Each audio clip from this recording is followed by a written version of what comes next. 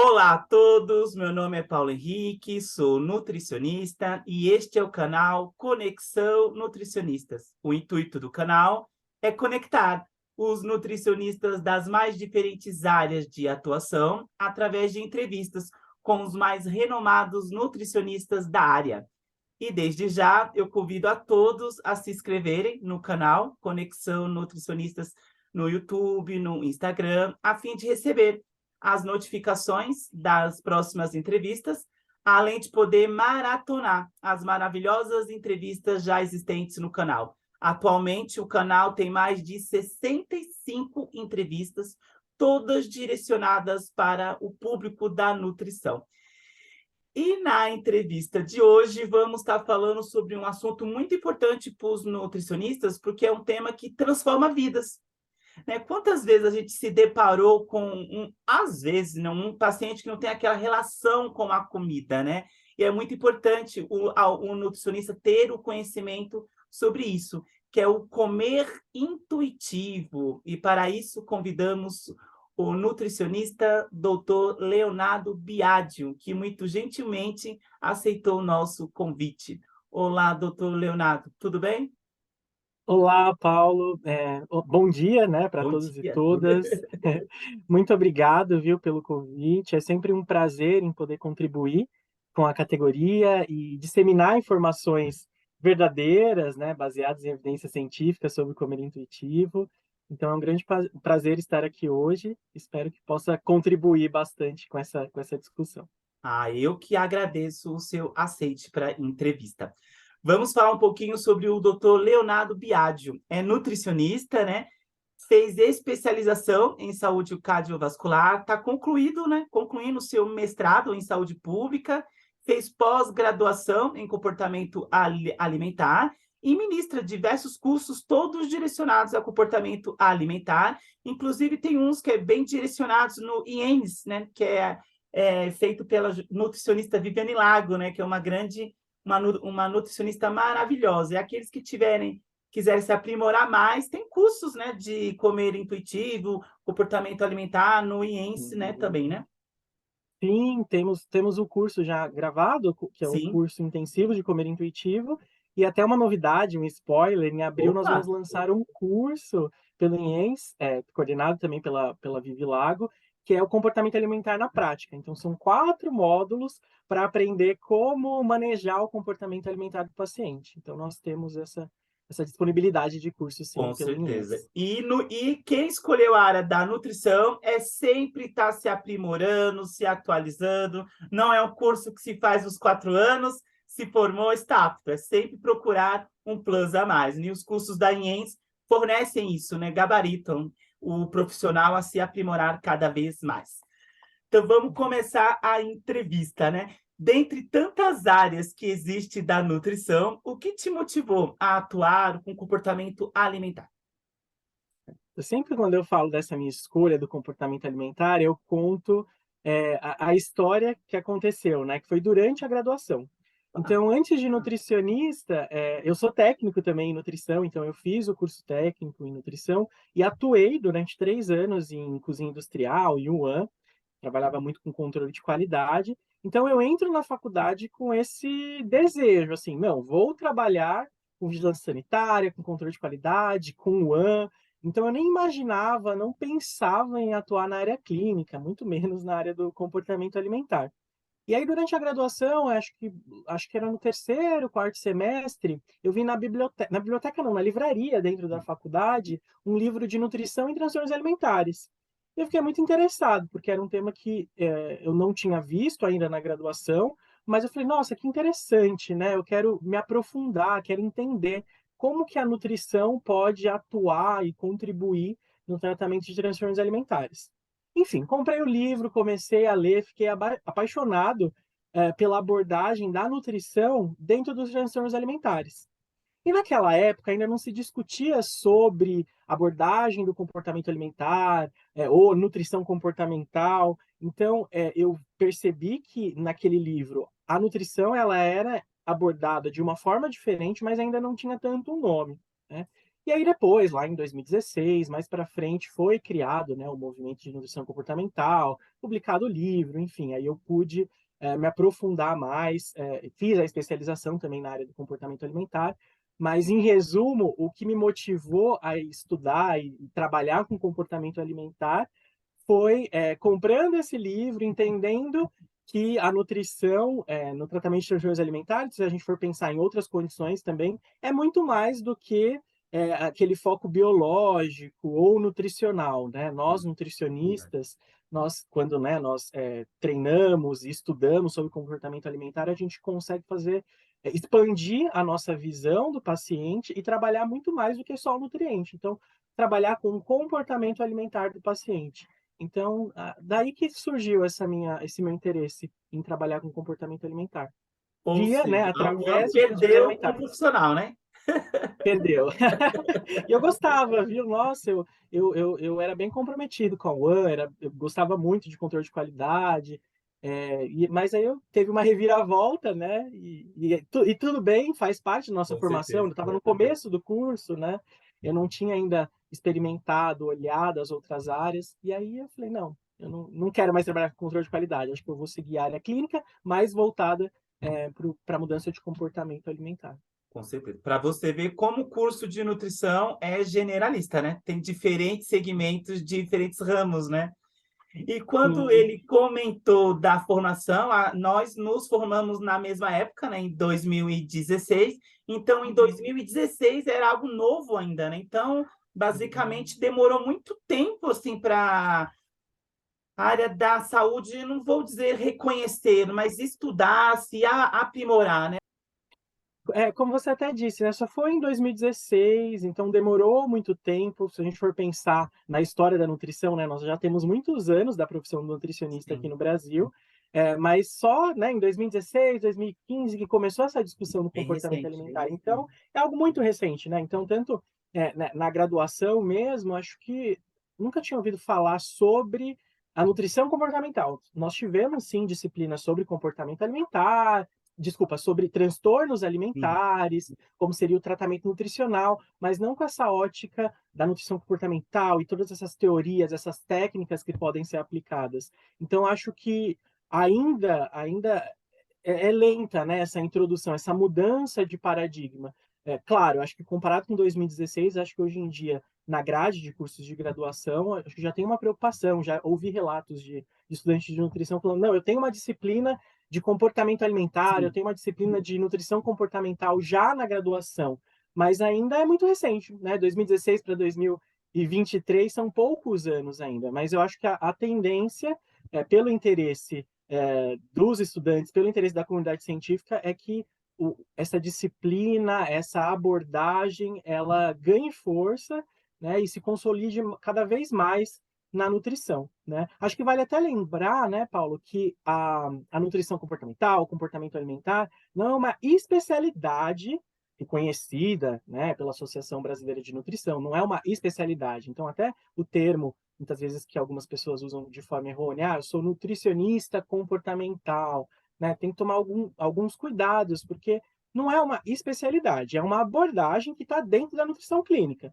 Então, o nutricionista que atua na nutrição clínica, ele pode fazer um curso de especialização, um curso de pós-graduação em comportamento alimentar, existem também cursos intensivos, mas não tem um título de especialista para o nutricionista comportamental. Então, a gente também tem que tomar alguns cuidados. Quem sabe mais para frente, mas por enquanto não, e a gente tem que respeitar, né?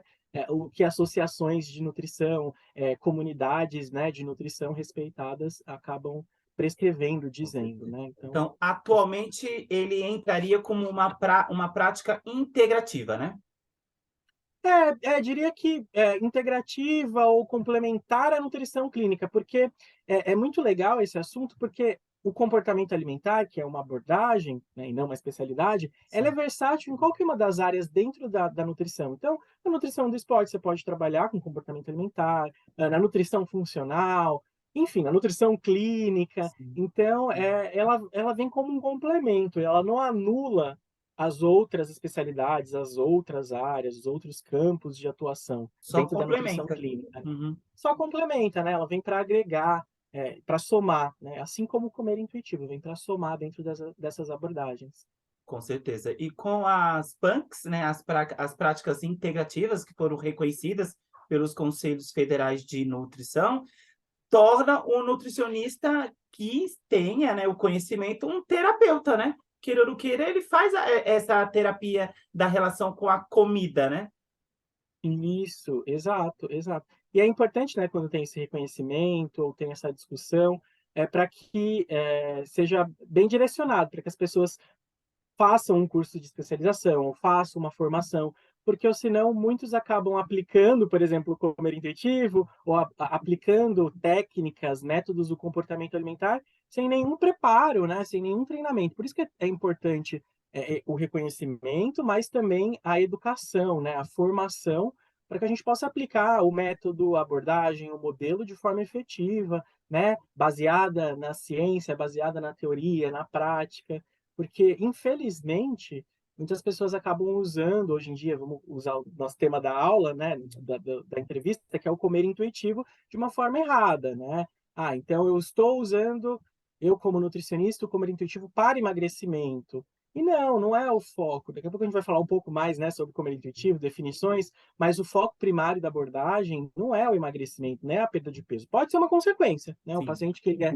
submetido a um tratamento baseado no comer intuitivo, ele pode perder peso, pode manter o peso, mas não é o foco principal. Então, muitas pessoas estão se usando do comer intuitivo como uma forma de marketing, né? Ah, eu emagreça comendo de forma intuitiva. E não é assim, né? Quem entende da teoria, quem entende da abordagem, sabe que essa não é o objetivo principal do comer intuitivo. Então, é Com importante a certeza. E às vezes especialização. acaba pegando uma filosofia, uma dinâmica tão boa do comer intuitivo e acaba colocando fake news, né? Procedimentos Sim. que não são condizentes, né? Então tem que ficar muito esperto com o profissional que se escolha, né? Quando queira, né? Esse tipo de abordagem, né? Exato. E o que seria o comer intuitivo? Importante essa pergunta. O comer intuitivo, ele nasceu, contando um pouco da história, né? Ele nasceu de duas nutricionistas estadunidenses, que é a Evelyn e a Elise, lá em 1995. Então, embora muitas pessoas pensam, nossa, é uma abordagem nova, né? Aqui no Brasil, realmente, começou a discutir sobre o comer intuitivo em 2015, 2016, né? Com a entrada da nutrição comportamental, mas já é muito antigo, né? Desde 1995, a Evelyn, Elise e outros nutricionistas, principalmente nos Estados Unidos, já aplicavam, já estudavam o comer intuitivo. Então, o comer intuitivo nasce em 1995 por essas duas nutricionistas que trabalhavam com uma abordagem tradicional da nutrição, então, convencional, de emagrecimento, só que elas ficavam insatisfeitas, assim como os pacientes, porque elas observavam que essa abordagem tradicional, convencional de emagrecimento gerava é, ciclos de restrição, compulsão, efeito sanfona, piorava a relação das pessoas com a comida. Então, elas criam o comer intuitivo como uma tentativa de ser um contraponto dessa abordagem tradicional. Então, de melhorar a relação das pessoas com a comida e romper esses ciclos, né, de restrição, compulsão, de efeito sanfona. Então, é muito legal entender um pouco a história do comer intuitivo, porque é uma abordagem foi muito otimista, foi muito revolucionária, né? Porque quebra algo que é convencional, padrão, que não estava dando certo, né? E aí o comer intuitivo tem esse objetivo de conectar as pessoas com seus sinais de fome, saciedade, conectar as pessoas com seus pensamentos e emoções em relação à alimentação, né? A gente até fala que é um processo que é dinâmico e integrativo. Por que integrativo? Porque ele vai unir as mensagens do corpo, então o corpo, a mente e a comida. Então são essas três grandes esferas que são integradas dentro do comer intuitivo. É um processo que é dinâmico, como eu disse, né, e muito individual, então depende muito da pessoa, depende do quanto ela está vivendo em guerra com a comida, né? Sim. É uma questão muito perguntada também. Quando que o paciente vai começar a comer de fato de forma intuitiva? Depende da história dele, que ele tem, né, com a sua relação com a comida e o corpo. Tem pessoas que brevemente, com poucos meses de acompanhamento, já conseguem comer mais de acordo com a fome e saciedade, começam a enfrentar mais o comer emocional. Tem outros que levam muitos meses, até anos, para melhorar a sua relação com a comida e o corpo, né? É um processo muito complexo e muito individual. porque a gente está falando de pensamentos, de emoções em relação à comida, subjetividade, então não é um processo muito rápido, né? Então, comer intuitivo é essa abordagem que visa integrar o corpo, mente, e a comida para melhorar a relação das pessoas com a comida, com o corpo, que as pessoas possam comer mais em resposta aos seus sinais de fome e saciedade, não comer tanto, muitas vezes por respostas emocionais, né? Então, de forma bem resumida, o que é o comer intuitivo. Por exemplo, mas a anamnese que todo nutricionista, né, gabaritado a aplicar, ela é diferente, né, para o nutricionista que atua com comer intuitivo, né? Que Uhum. perguntas, que direcionamentos o nutricionista deve acrescentar na anamnese dele quando ele atua com a abordagem do comer intuitivo? Uhum, uhum. A abordagem do comer intuitivo, assim, né, como comportamento alimentar, ela está muito aliada com o modelo biopsicossocial, né? Se nós formos pensarmos no modelo, uma anamnese mais tradicional do nutricionista, é muito um foco no biológico. Sim, Então, eu diria, quando nós trabalhamos com comportamento alimentar e com comer intuitivo, a gente tem que pensar no social e no psíquico, que muitas vezes é excluído da anamnese tradicional. verdade. Então, perguntas em relação ao histórico que essa pessoa teve com a comida. Então, investigar, por exemplo, como que foi a relação da pessoa com a comida desde a infância, na fase da adolescência. A gente perguntar pensamentos, crenças que as pessoas têm em relação a alimento. Então, algo que é muito comum, né, trazendo um pouco do cenário prático, as pessoas que têm uma relação mais perturbada, conturbada com a alimentação, ter pensamentos que a gente chama de pensamentos automáticos ou disfuncionais em relação à comida, né? Que carboidrato não pode, Hum.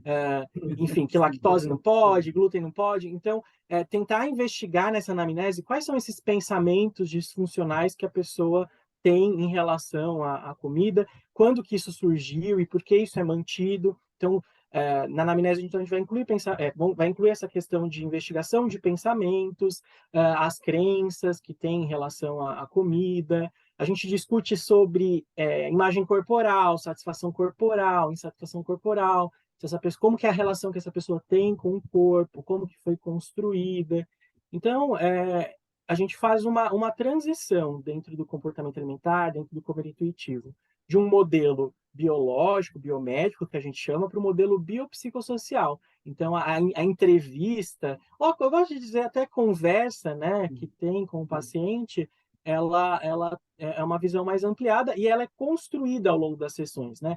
Talvez diferente também de uma abordagem tradicional, que a gente tem muito um foco de tentar coletar todas as informações clínicas, enfim, médicas, tudo numa única consulta, essa anamnese ou essa conversa, essa discussão, ela é coletada ao longo do tratamento, né? Como até disse um pouco no início, leva tempo o tratamento. Então, é necessário coletar todas as informações agora? O que é importante a gente resgatar nessa consulta, nessa sessão? Então, ela é construída, né? Tanto a anamnese quanto as condutas, o diagnóstico, tudo é feito de uma forma gradativa, Vai se porque para construindo mudar um vínculo, comportamento, né?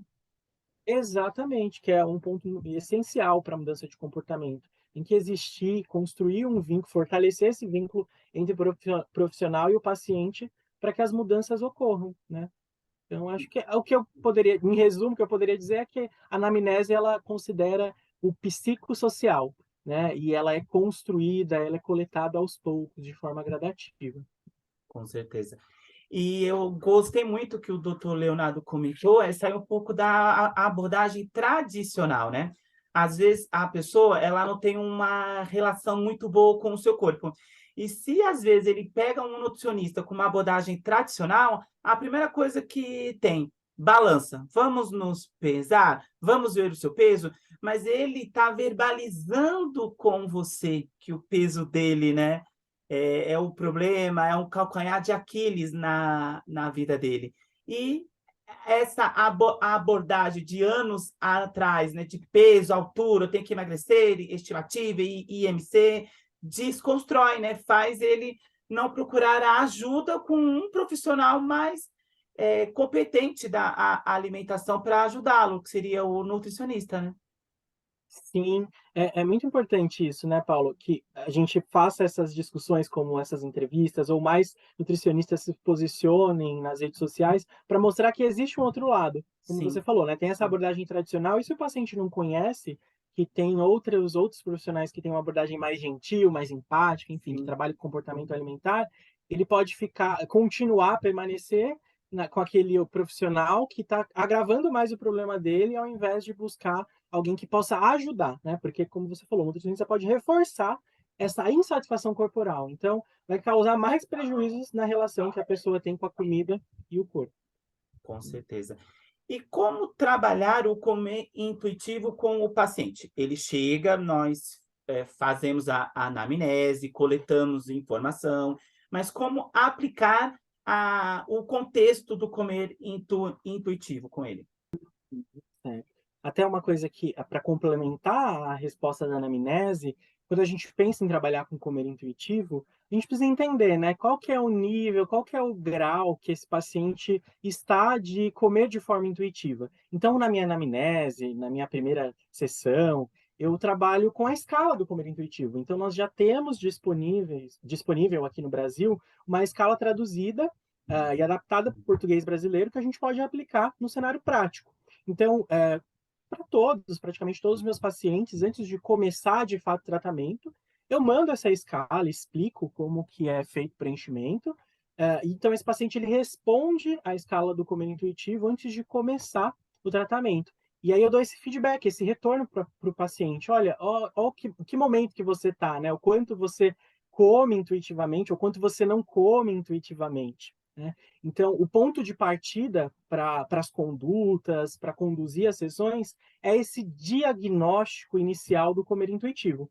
E a escala é muito interessante porque ela vai avaliar os 4 pilares do comer intuitivo, que é a permissão incondicional para comer, confiança nos sinais internos, né, nos sinais de fome e saciedade, comer por razões físicas e não emocionais, e a congruência nas escolhas alimentares. Então, a gente consegue também avaliar de uma forma global, né, geral, o quanto esse paciente come de forma intuitiva, mas também esses pilares. Então, a gente pode notar que esse paciente, um exemplo, né, ele não tem muita permissão incondicional para comer. Então, não consegue, não tem muita paz com a comida, mas ele come mais de acordo com a fome e saciedade. Então, talvez nessas sessões iniciais seja interessante trabalhar mais essa paz com a comida, tentar diminuir essa culpa ao comer, uma vez que ele já está mais alinhado com a sua fome e saciedade.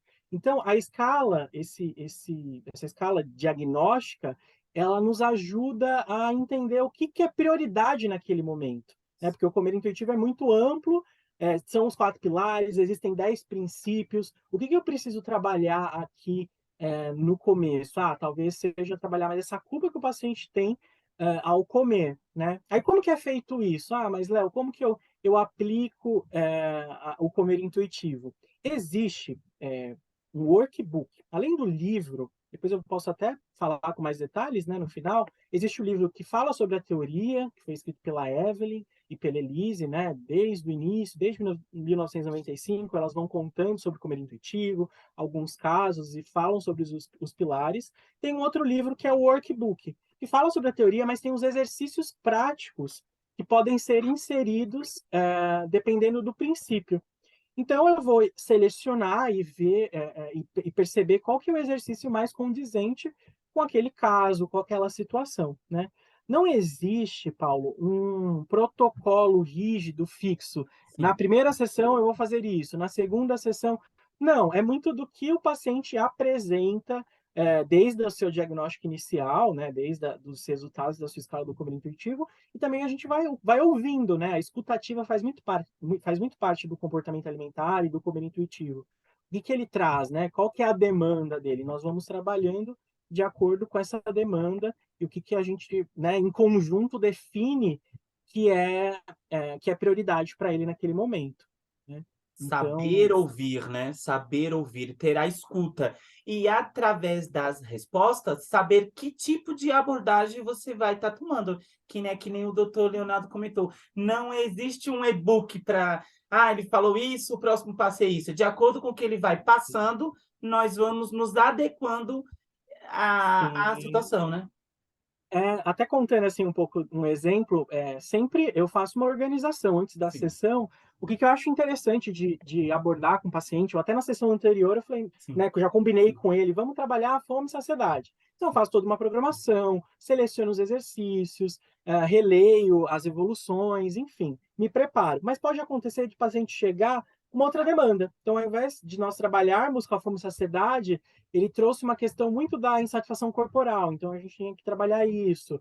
Ou ele está com muita culpa ao comer. Então é muito dinâmico, né? Até lembrando da definição, é um processo muito dinâmico. Então você pode se preparar, é interessante que você se planeje, se prepare, mas é muito do que o paciente vai trazer, né? O paciente quer falar sobre a insatisfação corporal dele e você, não, vamos falar de fome e saciedade.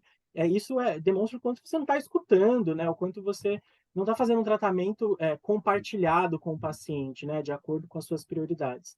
E aí, isso tem grande chance de não dar certo, né? Então, por isso que é muito importante, ou como você bem disse, né, ouvir o paciente, o que ele tem a dizer, o que ele também se sente confortável para trabalhar. Talvez ele não esteja preparado para trabalhar a questão da imagem corporal. Então, vamos trabalhar a relação dele com a comida primeiro, talvez mais para frente, quando ele se sentir à vontade, a gente trabalha mais essa questão da imagem corporal, né? Então, é importante isso, respeitar os limites do paciente, respeitar né, o que ele deseja também. Porque se a gente sempre ficar colocando, introduzindo coisas que não fazem sentido para ele, tem grande chance de ele abandonar o tratamento. com Porque certeza. vamos pensar, né, na nossa vida, se a gente não adere a algo que não faz sentido para a gente. Então tem que fazer sentido para o paciente também. Com certeza. Durante essa sua experiência nos atendimentos, essa relação com a comida, né, que é algo muito que o doutor se posicionou diversas vezes, a grande maioria ela foi vinculada ao quê? À infância, aos pais?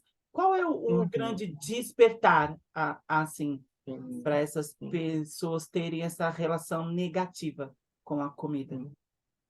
Algo que eu faço bastante, né, nas sessões é fazer esse resgate na infância, porque eu acredito, e não só eu, mas a ciência também mostra o quanto a infância, os primeiros anos de vida são cruciais para o desenvolvimento do comportamento alimentar. Então, nós desenvolvemos o nosso comportamento alimentar desde a nossa infância, né, desde o nosso primeiro contato com o mundo.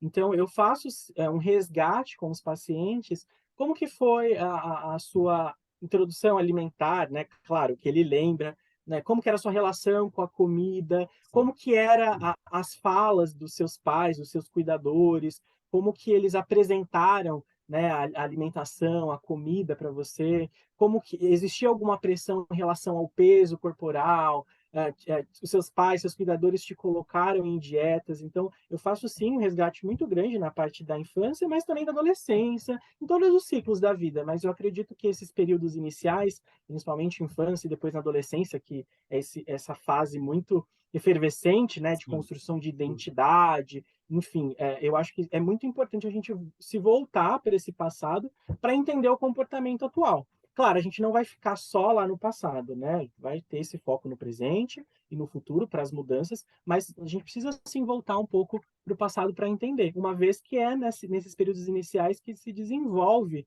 o nosso comportamento alimentar, né? Então, Com é certeza. importantíssimo. E o nutri que for atuar com, esse segmento do comer intuitivo, ele tem que ter um psicológico também bem construído, né, porque às vezes se depara com um paciente que vai chorar, que vai verbalizar, que vai ficar nervoso. O comportamento do profissional nutricionista que está do outro lado é crucial nesses períodos, assim, de revelação que o paciente acaba fazendo, né. Os primeiros pacientes que você teve, que se deparou com isso, quais foram os sustos que você teve? Que conselho que você deixa, assim, para o nutricionista que se deparar com isso? Sim. Os primeiros eu acho que gera realmente essa uma insegurança, né? Será que eu vou dar conta? Será que eu vou conseguir? Isso que você falou é fundamental. Realmente, precisa de um preparo psicológico. Então, dentro do possível, né? Se o profissional conseguir buscar um acompanhamento psicológico para tratar suas questões próprias, né? E também comentar sobre como que você está se colocando, como você está se enxergando numa relação terapêutica com o paciente. Então, é importante que o profissional, dentro do possível, faça um acompanhamento psicológico.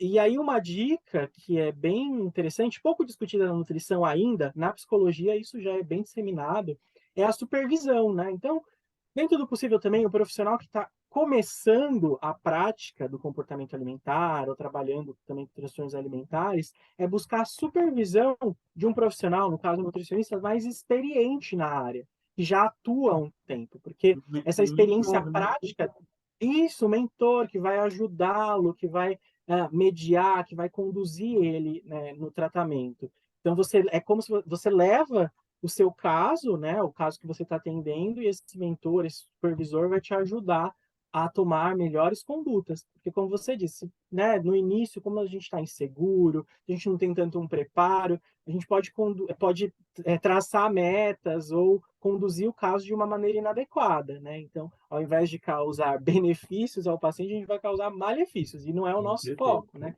Então, por isso que é muito importante esse preparo psicológico do profissional nutricionista que está disposto a trabalhar com comportamento alimentar, com transtornos alimentares e buscar supervisão. Então, buscar profissionais mais experientes para você contar o seu caso, dividir o seu caso, para que essa pessoa possa te ajudar a conduzir da melhor forma esse caso, né. Então é muito importante isso.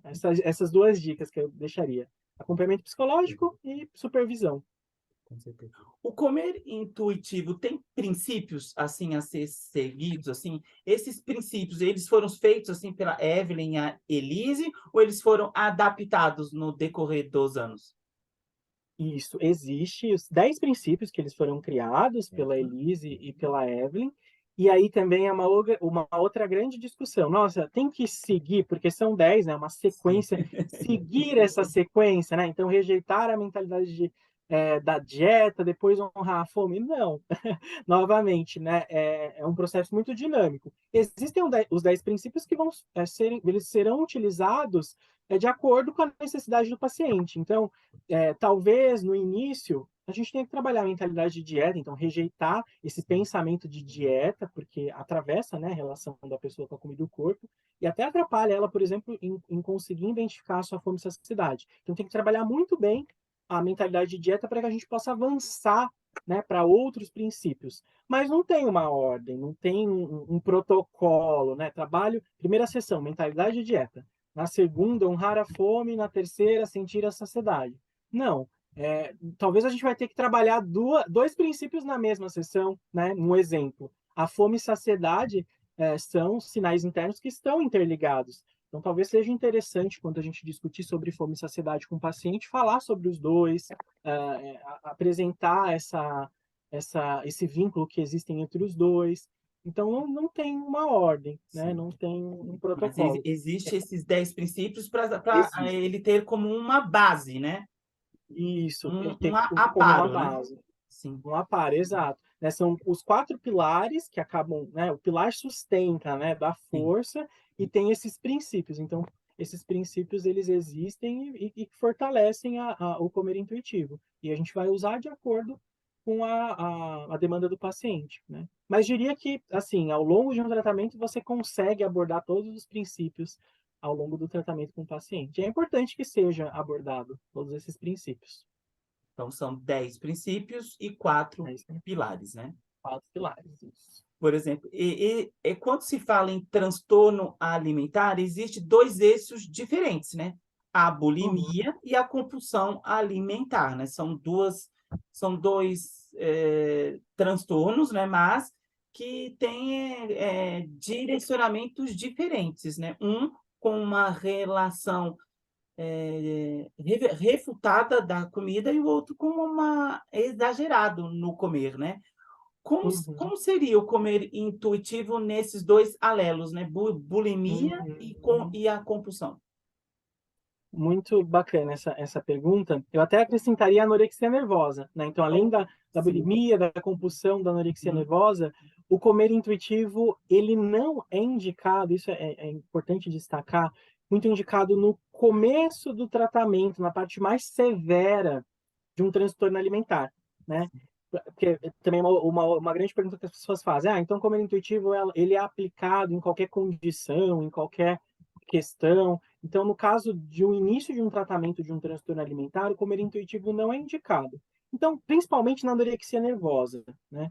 Por quê? Na anorexia nervosa, a gente tem uma desnutrição muito severa e um comprometimento neurocognitivo. Então, talvez processar cognitivamente essas informações, essas orientações do comer intuitivo, seja muito difícil, né? Uma vez que a desnutrição está gerando todo esse comprometimento neurocognitivo. E fora que o objetivo, né, na anorexia nervosa, nessa fase mais severa, é muito importante evitar a mortalidade, que é muito grande, né? A Sim. taxa de mortalidade. Então, é restaurar o estado nutricional. E o paciente não está preparado para comer de forma intuitiva, né? Tem uma desconexão dos sinais de fome e saciedade muito potente, muito intensa nessa fase.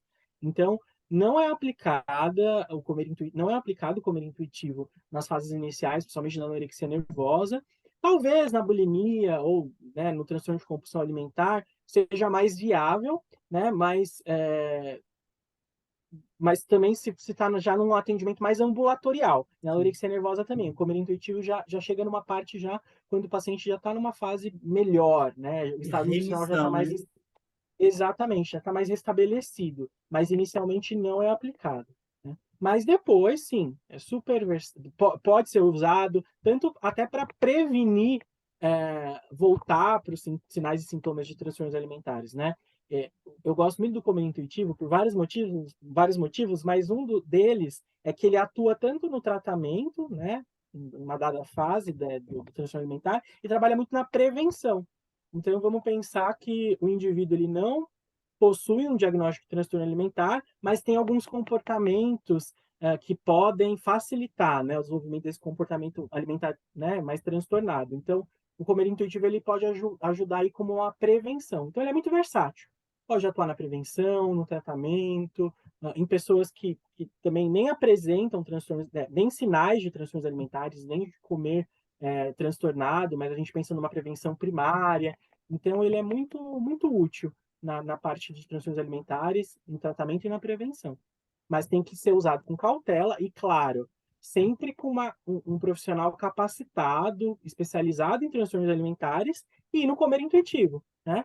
Então, precisa ter essas duas capacitações, essas duas formações para que consiga dar conta de um paciente com transtorno alimentar, né? Não é qualquer um. Claro, para não se perder no meio do caminho. E é a pior sensação que um profissional pode ter, né? Ver uma situação e não saber como conduzir, né? Porque não correu atrás antes, né, para se aprimorar, né? Quando se está numa consulta e aparece um paciente e o nutricionista não se ver apto a atendê-lo, é até ético ele comentar, olha, o seu caso eu não consigo, mas eu posso te indicar para outra pessoa, né?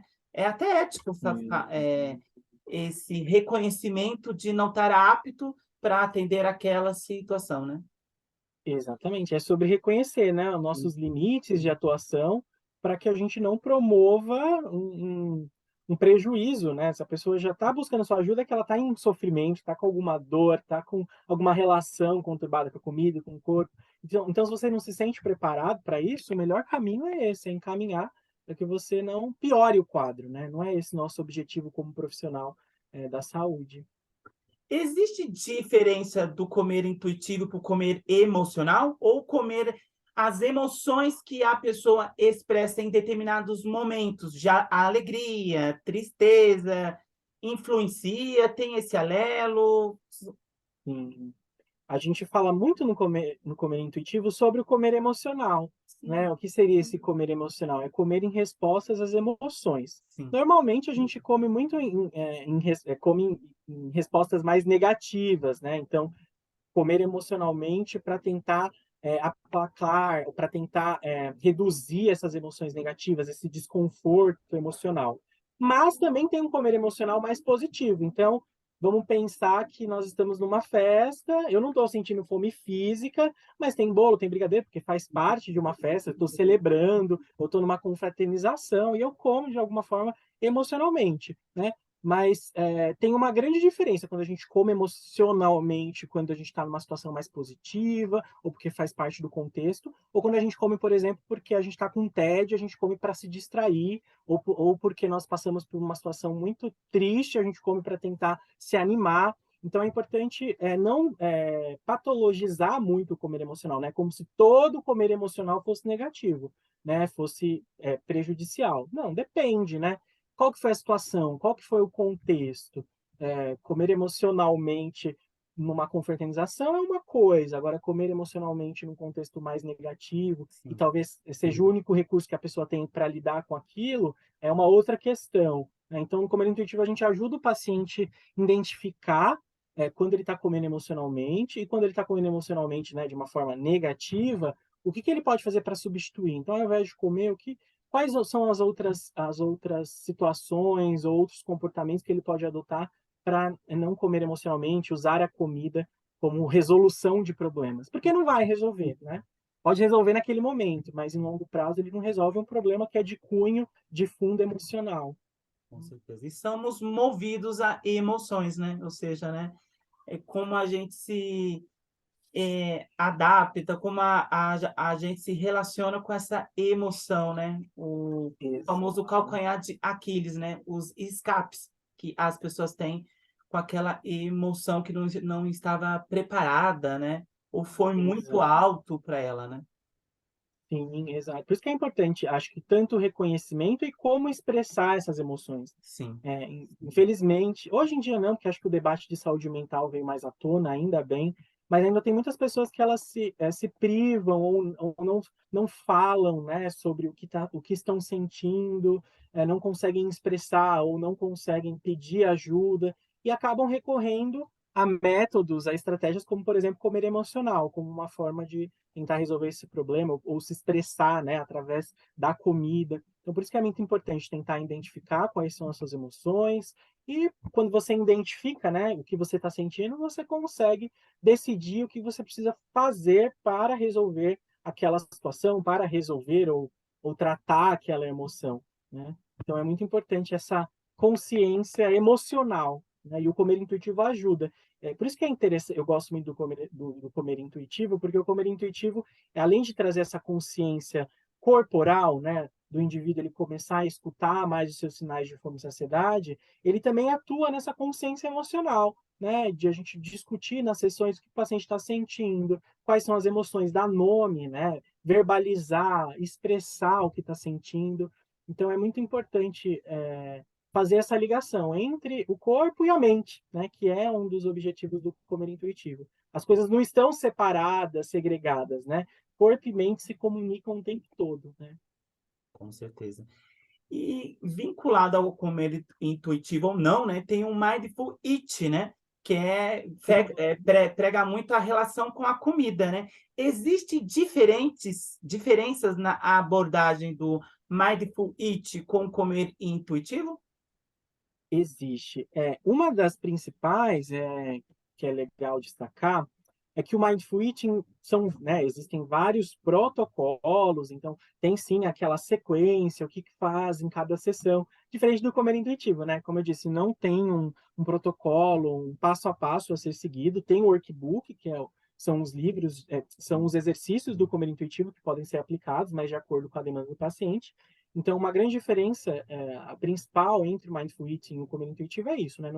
O Mindful Eating tem um protocolo e o comer intuitivo não tem um protocolo. Mas o comer intuitivo tem sim influências, tem componentes parecidos com o Mindful Eating, né? Que é, por exemplo, ampliar essa consciência dos sinais de fome e saciedade. Então, tem essa semelhança, mas acho que seria mais essa. Mas são abordagens diferentes que tem o objetivo que é melhorar a relação das pessoas com a comida, né? Mas Também, até algo que eu gosto de... Oi, desculpa. eles analisam também os tipos de fome, né? Tipos de fome, exato, né? O Mindful Eating, ele fala é, dos 7 tipos de fome, algo que não é falado, discutido no Comer Intuitivo, né? Com esse nome, né? Os 7 tipos de fome, a gente fala mais da fome física e do comer emocional.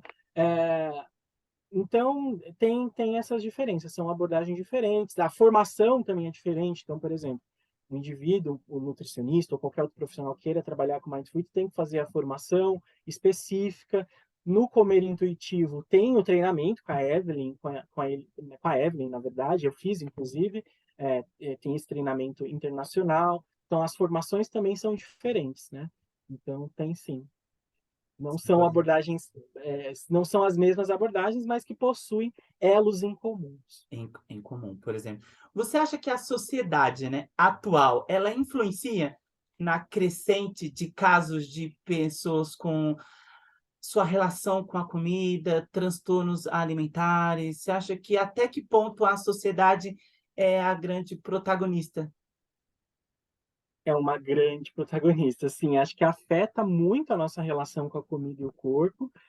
Primeiro que acho que hoje em dia existe uma disseminação muito rápida, muito veloz das Sim, informações sobre alimentação, sobre métodos, estéticos, então as pessoas hoje em dia recebem isso mais facilmente, né, na palma da mão, né, com o celular.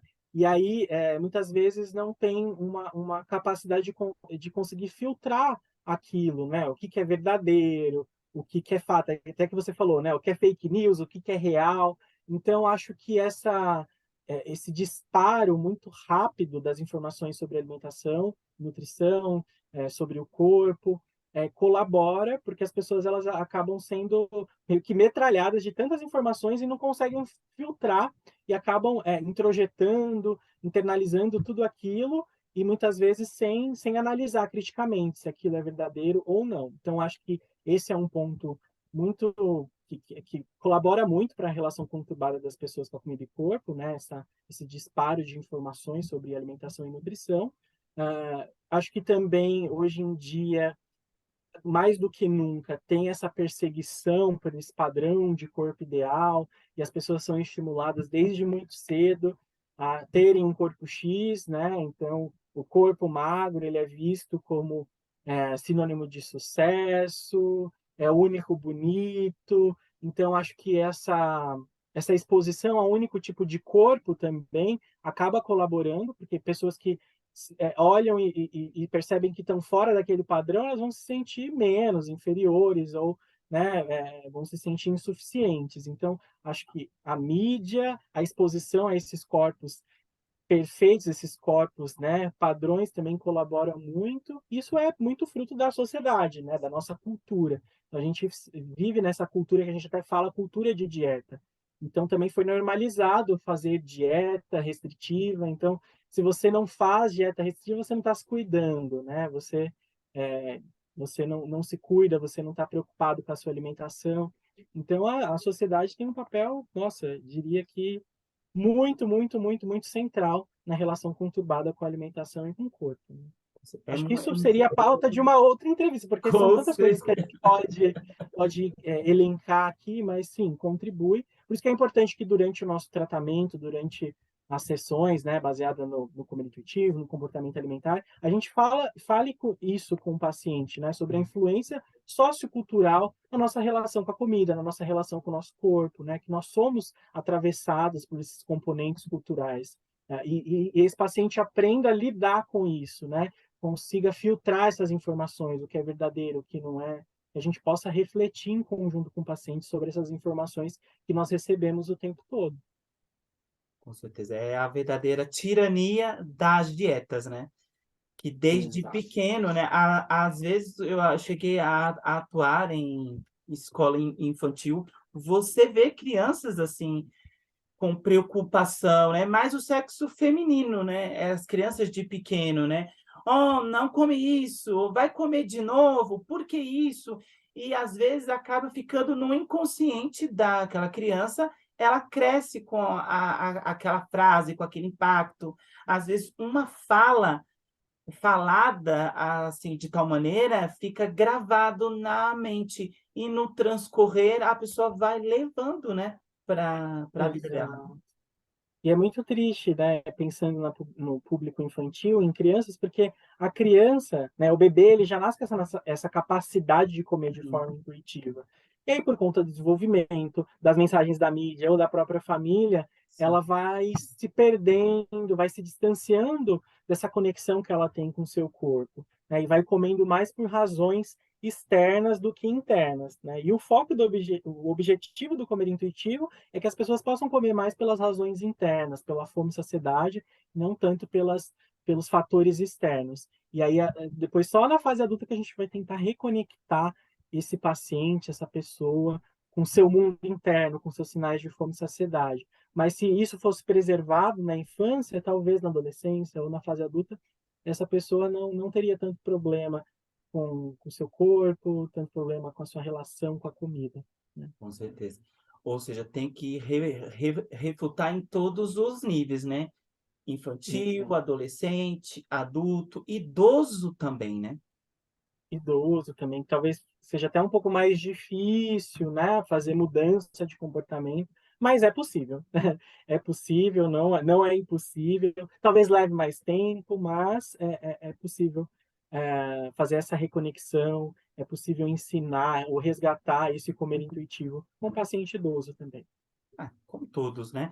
E qual Uhum. dica ou conselho você deixa para o nutricionista que assistiu essa entrevista, gostou da abordagem e deseja atuar, né, com o comer Uhum. intuitivo nos seus atendimentos?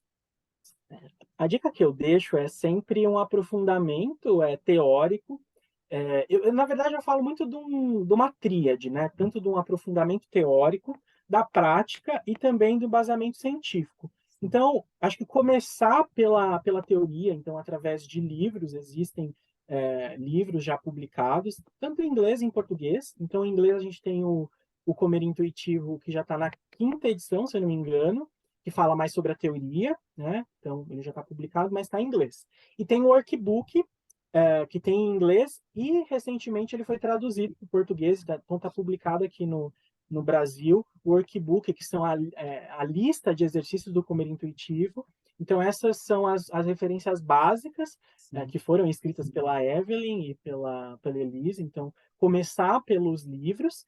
E aí, para você começar a prática, é importante fazer formações ou treinamentos baseados no comer intuitivo. Então, existe internacionalmente o treinamento com a Evelyn no comer intuitivo, e no Brasil, recentemente, teve também o treinamento pelo Sebrata, que eu participei até da revisão da apostila, do material Ah, didático, foi muito parabéns. interessante.